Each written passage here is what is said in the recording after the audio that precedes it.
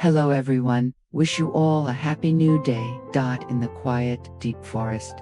Heavy rains that lasted for many days turned the gentle stream into a raging flood. The small wood farm, where nhat lived with little Henry, was now surrounded on all sides by a sea of muddy water. The sound of water crashing loudly, familiar objects in the yard were swept away one by one. Nhat hugged her son tightly to comfort herself, but each plank under her feet began to shake, signaling a frightening fragility. In the sound of wind and rain, Henry's immature cries seemed to tear through space. Time passed by every second, and any small mistake could cause both of them to be swallowed by the flood. Elsewhere, Alex had just received bad news. He rushed through the dense rainforest, racing against time to save 2 lives. Will he be able to arrive before it's too late? Don't take your eyes off this video, because the ending will definitely give you an indescribable feeling. And remember to click the subscribe button so you don't miss the next emotional stories. The sky was still misty. The raindrops from last night were still pattering on the eaves. Alex suddenly received news from the local radio in the Northern Valley area, where many farms live. The floodwaters are rising rapidly. Many households have been isolated. His heart suddenly tightened, because that was the area where Nhat and little Henry lived. Without hesitation, Alex immediately picked up the phone and dialed Nhat's number, but with each ring, only cold silence answered. He called a second time, a third time, then a fourth time. Still no one answered. A feeling of unease rose, as if an invisible hand was squeezing his chest. Alex muttered, "Impossible. Nhat, where are you?" In worry, his mother walked over. Alex's face, still covered in morning dew, made her realize right away that something was wrong. He quickly told his mother, "Mom, I just heard that the flood is coming to Nhat. I called him many times but couldn't get through. I'm so worried. There's also little Henry there." The mother was stunned, her hand shaking as she dropped the phone. She understood how dangerous the situation was, especially when a newborn baby was still in the flood area. She looked straight into Alex's eyes, her voice stern but full of worry. "If the news is true, every minute and every second is very important. You have to find a way to get there right away, but remember, stay safe." As soon as his mother finished speaking, Alex clenched his hands as if to engrave each sentence into his heart. He took a deep breath, stood up, his eyes shining with determination. Without hesitation, Alex ran into the room to get a raincoat, quickly stuffed a few necessary items into his backpack: flashlight, folding knife, some dry bread, and a bottle of water. Each item he put in was like a reminder. This trip could be full of danger. The wooden door opened. The wind blew in, carrying the cold air from the jungle rain. Alex turned back to look at his mother. She was still standing there.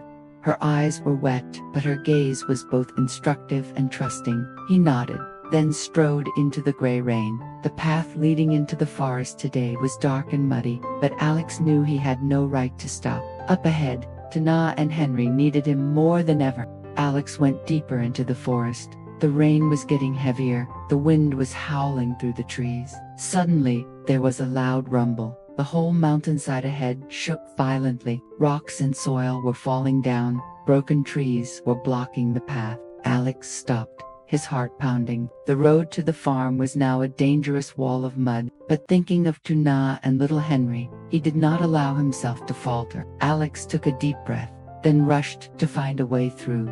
Despite the mud and lurking dangers, while Alex was rushing to overcome the obstacles in the forest, the situation at the farm was getting more and more dangerous. The rain continued to pour down, and the small stream that had once been a waterfall was now rushing into the yard. The water rose every minute, carrying branches, rubbish, and even familiar farm objects that were gradually washed away.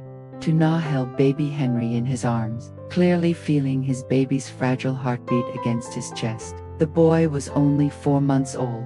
His face was red from the cold. His eyes were bewildered and scared. Nhat tried to stay calm, but his hands were shaking with anxiety. Every creaking sound of wood, every wave of water hitting the wall of the house made his heart skip a beat.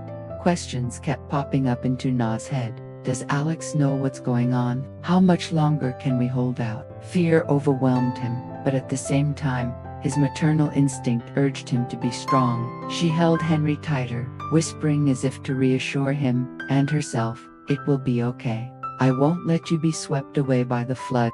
The floodwaters rose higher and higher. The wooden floor under her feet was almost knee. Tuna hugged little Henry tightly, her eyes darting around the small wooden house. She tried every way to climb up to the old attic, but the wooden ladder had rotted for a long time and broke in her hands as soon as she touched it. Larger objects that were meant to be placed higher were all swept away by the water. The window was slightly open. The wind blew in, the cold air cutting her skin, making her shiver. In desperation, Tuna pulled out her phone. The screen was wet. Her trembling hands wiped it for a long time before she could turn it on. She groped around the room, holding the phone up high, hoping. After many minutes, the signal finally flashed, just a fragile signal line. Her heart pounded. She immediately pressed the call button to call Alex. The beep, beep sound echoed in the empty room, but no one picked up. Tana bit her lip. Tears mixed with the rain, waiting and afraid. Tears welled up in her eyes as she hugged Henry close to her chest. A terrible thought crept into her mind. Perhaps, this time, we will be swept away by the flood. As the floodwaters swirled around the farm, Tana was almost in despair when suddenly she heard the sound of oars splashing loudly in the water. In the white rain, Alex appeared on a small wooden boat. He rowed upstream with all his might, calling out, "Tuna, hold on, I'm here." The boat reached the porch. Alex reached out to pull Henry up first, then helped Tana into the boat. Although the water was still rising, in that moment, she knew she and her son were saved. The small wooden boat struggled to get through the raging water, weaving through the muddy streams. The wind whistled in her ears. The rain beat against her face, stinging, but Alex still held the oars tightly, using all her strength to get Tana and baby Henry out of danger. Finally, they safely returned to Alex's house. Entering the warm house, Tuna almost collapsed. She hugged Henry tightly in her arms, breathing heavily, her whole body trembling nonstop. Her hair was soaked, her face pale, her eyes still filled with panic. The mother quickly picked up Henry, used a soft towel to dry him, and wrapped him in a thick blanket. Alex helped Tana sit down next to the blazing fire, the flickering fire clearly illuminating the tears still on her cheeks. In a choked sob, Tana began to recount the terrifying moment she had just experienced. She talked about the murky water rushing in like a monster, about the wooden house shaking as if it was about to collapse, about Henry's weak cries mixed with the roar of the flood. Her voice trembled, her hands clenched together until they turned white. I thought that my mother and I would never get out again. I called you over and over again, but no one answered. I was so desperate that all I could do was hold my child and wait." Hearing this, Alex's mother gently took Tana's hand. Her kind eyes filled with sorrow. She softly said, "You've been very strong. Your mother and I have returned safely. That is the most precious thing." Alex sat beside her, his hand gently squeezing Tana's shoulder, his voice firm but full of warmth. "Don't blame yourself. The important thing is that you and Henry are still here, right next to me." In the comforting embrace, the tension gradually disappeared. Tana gently leaned her head on Alex's shoulder, listening to his strong heartbeat as an affirmation. It was all over, and now she was no longer alone.